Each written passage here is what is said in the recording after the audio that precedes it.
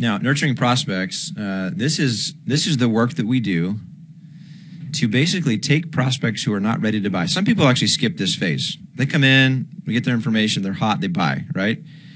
But there are a lot of people that no matter how hard we try, no matter what we do, the timing is just not right for them.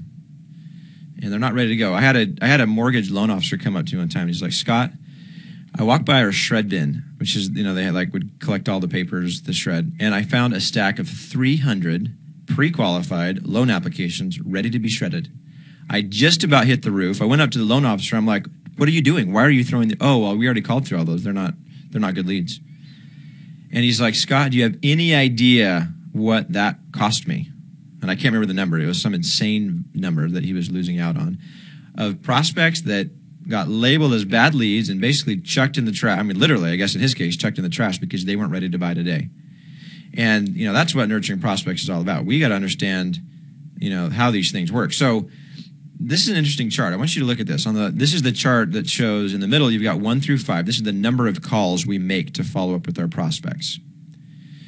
And on the left-hand side, what you'll see is the percentage of, on the right-hand side, you'll see the percentage of deals that close after each number of contacts. So 2% close after 1 contact, 81% close after the 5th contact.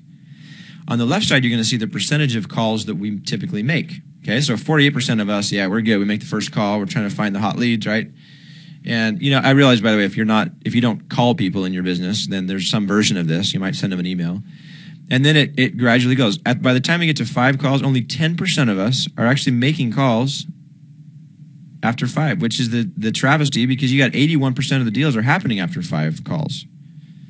So we have got to get much better at having systems in place that nurture our prospects that are not ready to buy today, okay? So a couple of examples here. Number 1, Gleason Tax, the story we talked about just a minute ago.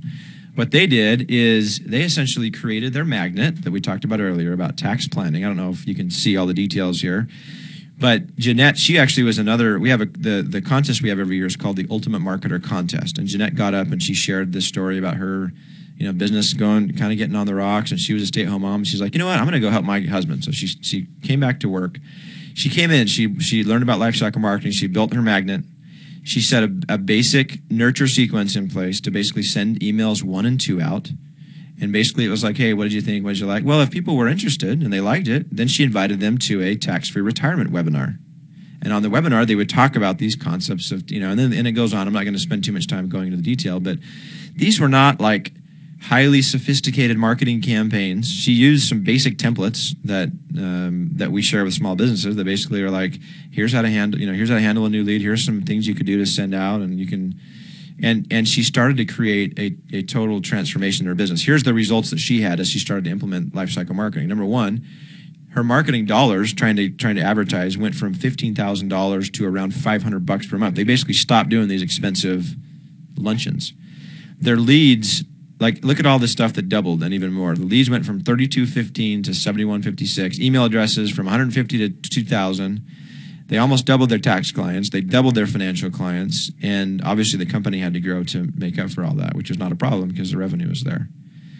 And so, it's about the nurture that happens. Now, here's another story. So Julie Goldman runs a company called the Original Runner Company, and she had I think she did a Kardashian wedding or something, so she had a lot of publicity and she had traffic. People were calling her up, and she literally had her system of tracking was she had a shoebox, and she would write the name of the person's, all their information, and then put it in the shoebox, and she'd try to follow up with them. She couldn't do a very good job, and brides would call back and say, hey, remember me? I want to, color. This is my color, da-da-da. And she's like, shuffling through the thing, trying to find their card, and when the phone hung up, it really was just kind of a waiting game to see if that person would call back.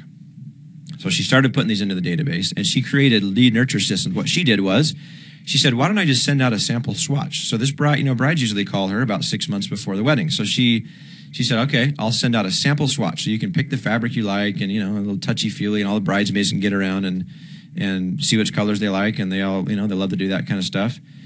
Not one of my favorite things to do, but they love to do it. So she captured the lead, sent out this swatch with follow-ups. Hey, the swatches should arrive in a couple of days, and then, hey, the swatch arrived. What did you think? Which color did you think was the best? So this relationship, the whole relationship thing, is happening automatically because she put in place a nurture system that was following up with these people. And then what she'd have is she had this wedding date. So T minus, 30 days, she would, or I think 90 days, she would say, hey, you're 90 days out. Just so you know, we need about this much time to plan. So it's probably about time we pick the color for your runner and da-da-da-da. And people would be calling back to her. And so she just totally switched, flipped this thing on its head.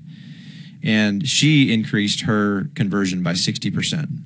So imagine what that would do for you if you increased your conversion by 60% because of these lead nurture systems.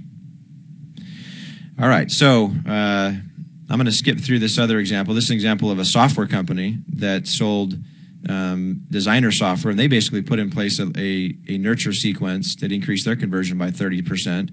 Basically, that would just kind of walk people through a free trial of their software. It would welcome them. They'd introduce a success coach, do a series of how-tos, and just automatically set it up one time and forget it, and boom, all these conversions. So you can see how we need to get in the place where we're nurturing our prospects and taking people who aren't ready to buy today and just working them through and building the relationship so that when the time is right, we're the ones that they think about, right? That makes sense. Okay, so let's go to, so we're on page 14 now. I want you to go down to your opportunity analyzer, and I want you to write in there, what's the number of prospects that you drop because they aren't ready to buy today each month? And then what's the value of those lost prospects? All right, I'm going to close that and share that. So yeah, interesting. Another big group of 34% in that $1,000 to $5,000 a month that they feel like they're losing. 16% are losing $5,000 to $10,000, and 14% of you are losing more than $10,000 a month. Good. All right. And again, I want you to be conservative in these numbers. This isn't like a contest to see how much you're losing. This is for you to identify the opportunity. Okay, so I can't show you this video on this online workshop, but there's this really cool video online. You could look it up on YouTube where these guys go out in this boat and they have this flashlight and they kind of tap on the side of the boat. And it's 2 minutes of basically these fish start jumping out of the water and then they start jumping and they're jumping in the boat. And by the end of the video, there are literally hundreds of fish flopping around in the boat, hitting this guy in the camera. And he just like takes his hat off in exasperation and just doesn't know what to do. And I'm telling you, when you figure out lead nurture, that's what happens. You have a moment where somebody will email you or call up and say, I'm ready to buy. Let's do this. And they act like they have a relationship with you personally, but it really is that you have a system that's created that relationship, and now they're finally ready to buy. And that's where you can spend your time.